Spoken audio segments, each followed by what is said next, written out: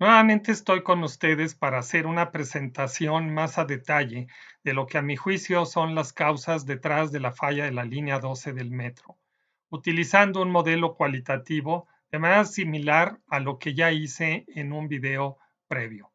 Adicionalmente, en esta ocasión, haré la propuesta de una alternativa de rehabilitación que me parece bastante práctica y económica.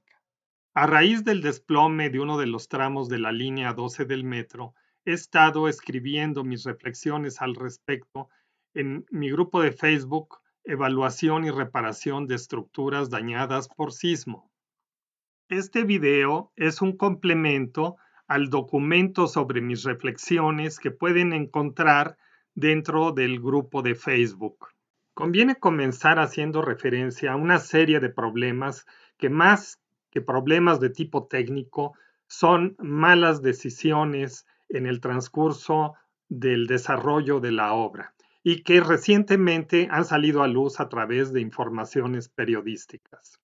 Así, Darío Celis en El Financiero reporta un incremento de 40% en el peso de los trenes por la decisión ya avanzada la obra de cambiar los trenes originales de la empresa francesa Bombardier por los trenes de la empresa española CAF.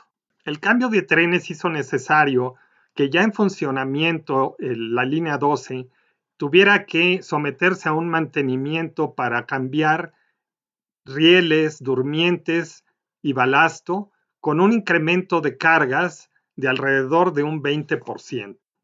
Vemos entonces que el punto de partida es una estructura cuyos factores de seguridad han sido reducidos por el cambio de las condiciones originales de carga que se tuvieron en cuenta en el proyecto inicial. Pasemos ahora a analizar el aspecto estructural de la línea 12.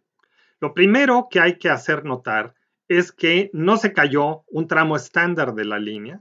El problema estuvo en un lugar muy particular, que es la transición entre el tramo estándar de 2 vías y por lo tanto 2 vigas a un tramo que permite al convoy estacionarse, que tiene 3 vías y 3 vigas.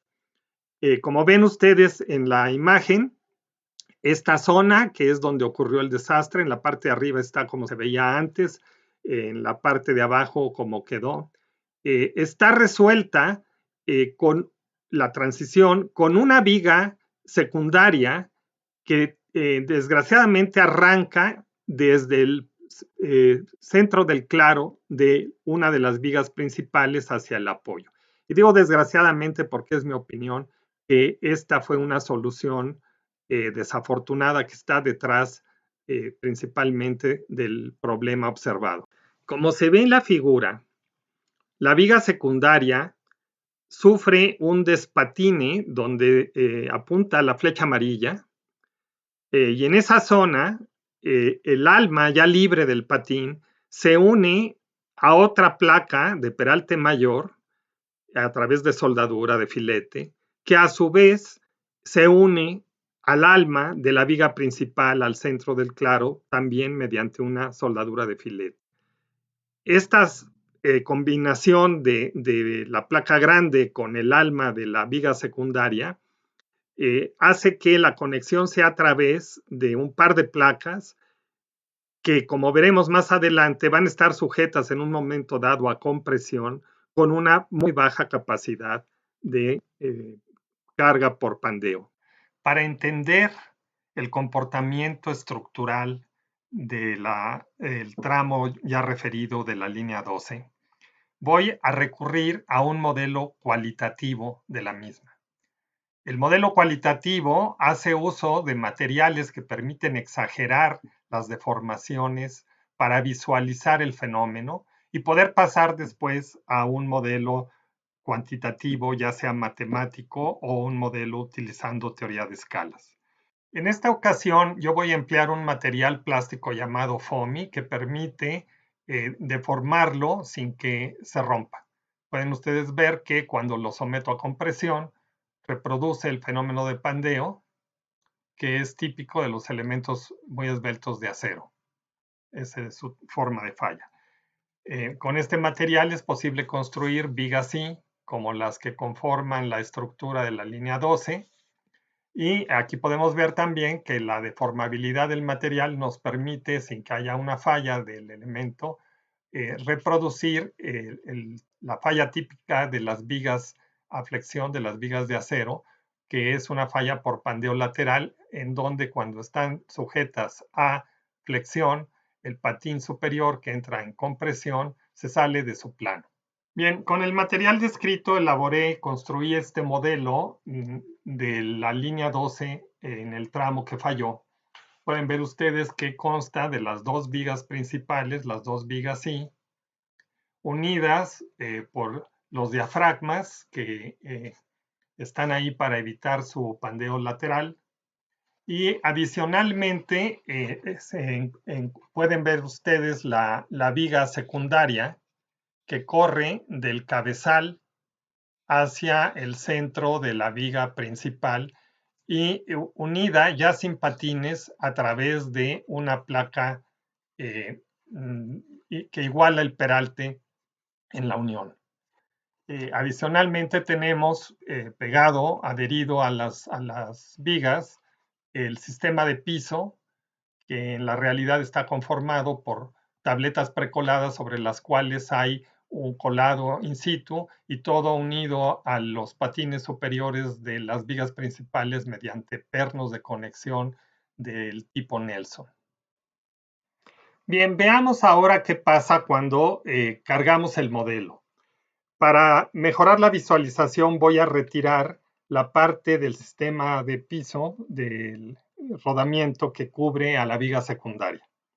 Fíjense ustedes que cuando el tren pasa sobre esta viga, el comportamiento de la viga secundaria es un comportamiento a compresión que se refleja en el pandeo de la zona de conexión de estas placas que quedan libres al despatinar a la viga secundaria.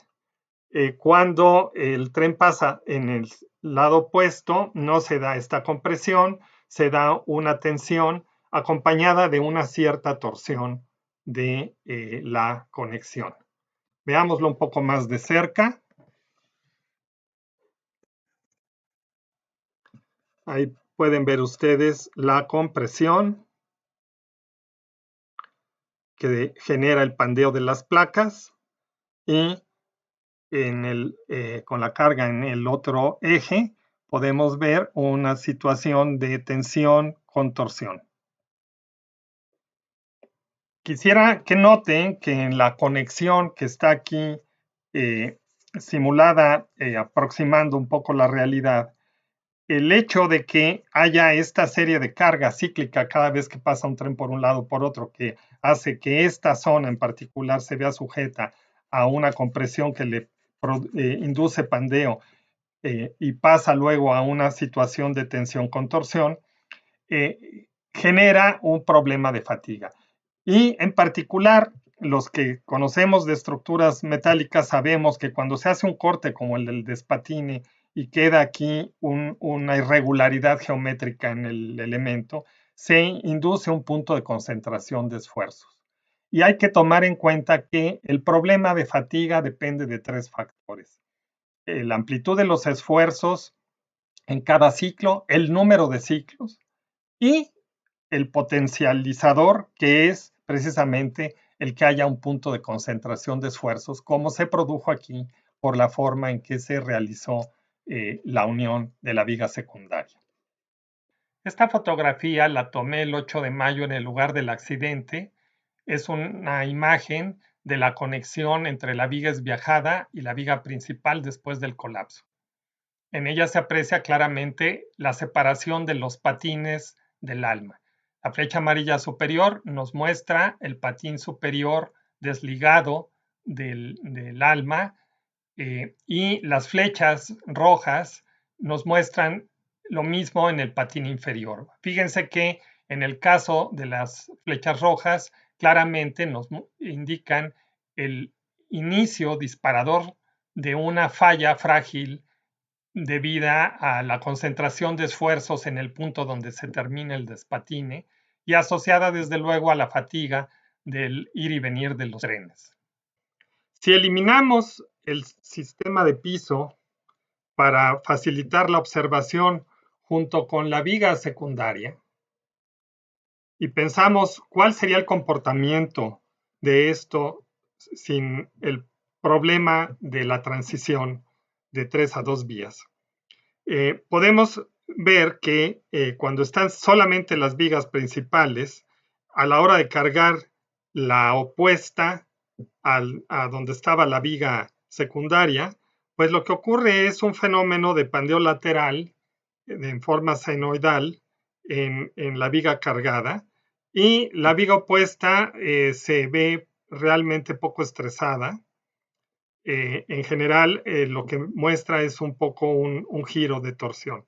Vean ustedes cómo los diafragmas tampoco se ven particularmente sobrecargados. Si en este otro modelo esqueletal regresamos, la viga es viajada, esta vez con un material más rígido, que es papel ilustración, para exagerar el efecto de puntal de la viga secundaria sobre las vigas principales, podemos ver que en esta ocasión, al cargar la viga opuesta, en lugar de esa especie de giro por torsión que tenía la viga que recibe a la viga esviajada, también en ella ahora se presenta el modo de pandeo senoidal justo en el claro después de la conexión. Noten también la diferencia en el comportamiento de los diafragmas, que se ven sobrecargados porque hay un efecto como de apachurramiento del claro entre las vigas principales. Y esto nos hace pensar también que además del problema que ya mencionamos de la fragilidad de la conexión, el efecto de que sí existió esa conexión trabajando mucho tiempo genera particularmente en estos puntos o en esta zona, primero una sobrecarga en los diafragmas que no se tiene cuando no hay la viga esviajada, y luego una tendencia a un pandeo, los patines superiores de las vigas principales, que sin lugar a dudas le introduce también una sobrecarga a los pernos Nelson de conexión en esta zona, lo cual pues abona también a otra posibilidad o a una posibilidad conjunta en que la falla también haya estado asociada a un problema de fatiga con los pernos de conexión en esta parte de aquí, que de hecho también se observa en la estructura caída, como van a ver a continuación. Fíjense que cuando el tren pasa del otro lado, pues ocurre lo mismo. Entonces pasa por aquí, pasa por acá. Claro, esta deformación, si está la losa, no se da, pero no se da precisamente porque los pernos de conexión evitan que se dé este fenómeno que ocurre en esta parte de aquí. A mí me llama la atención que inclusive esta zona se empieza a disparar desde el tren viene pues relativamente alejado del centro de la viga, ¿no? Y claro, se da con mayor claridad cuando el tren pasa por aquí. Entonces, este es el efecto. En la parte anterior del video hablamos del efecto en la conexión, pero el hecho de que estuviera ahí esa conexión nos genera también un efecto en esta parte de aquí que va dirigido a un problema también de fatiga en los conectores. En esta fotografía compuesta de dos que obtuve también personalmente el 8 de mayo, se aprecia el deslizamiento, cizallando los pernos Nelson, el desplazamiento hacia el interior del eje del tramo, tal como lo sugiere el modelo cualitativo, es decir, el pandeo de ambas vigas hacia adentro. En este acercamiento se aprecia claramente los conectores cizallados a corte con el patín del lado norte desplazándose hacia el eje del metro. Hemos dicho que por un lado el efecto de puntal de la viga esbiajada sobre la principal ha significado no solo un problema en la falla por fatiga de su propia conexión, sino también en haber introducido un comportamiento a las vigas principales que no es el del tramo normal, que en cierta zona que hemos identificado sobrecarga o mete cargas adicionales que no son meramente las que tendrían como sección, trabajando como sección compuesta la losa y las vigas. Y esto implica una sobrecarga en los pernos adicional a la carga que se hubiera podido considerar de diseño. No obstante, no se puede dejar de señalar que los hallazgos que ha hecho públicos la empresa DNB muestran que adicionalmente puede haber habido una escasez de pernos o una mala colocación, una mala soldadura de los pernos a los patines. Esto sería también un problema, un agravante más porque la geometría irregular de la soldadura del perno al patín nuevamente da pie a una concentración de esfuerzos, a una irregularidad de concentración geométrica que produce concentración de esfuerzos, que como ya hemos mencionado, tiene un gran impacto en el fenómeno de la fatiga. De manera que también existe la posibilidad de que no solo haya habido la fatiga que se mostró en la conexión de la viga esbiajada con la principal, sino que adicionalmente también haya habido un problema de fatiga acumulado en los mismos pernos. Bien, finalmente llegamos a la parte de qué se puede proponer para rehabilitar la línea 12 de manera económica y rápida.